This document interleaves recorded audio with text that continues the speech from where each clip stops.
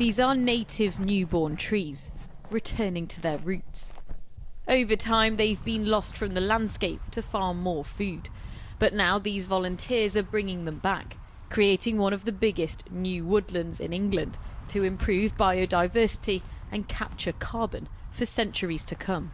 I think for one person on their own to try and change things, it's really difficult, can seem completely out of reach. But once you start getting together with like-minded people, you start to take a little bit of agency in the solutions to solving climate crisis. How does it make you feel seeing so many volunteers here? It makes me feel that people care. And it makes me feel that people think there is hope, that people are willing to, get muddy and come out and do something. Trees, obviously, they bring carbon out of the atmosphere. They can hold water in the ground, and people enjoy walking in and amongst trees.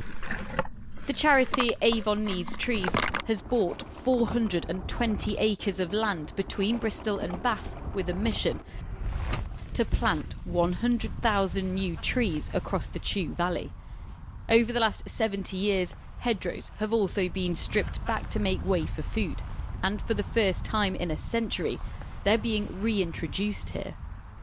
Once these put down some proper roots in about 3 years' time, it'll essentially act like a sponge, holding more water and reducing flooding. It'll also help protect wildlife, and once they're fully grown, this will change this landscape forever.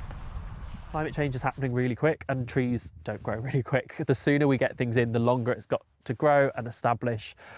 With the native species, the longer they've got to bed before the climate changes too much, the more resistant they're going to be for it. These saplings will form one of the biggest woodlands of a generation here, a project almost entirely dependent on volunteers from this community, who hope these trees will survive as the world changes around them. Sangeeta Lal, News at 10, Somerset.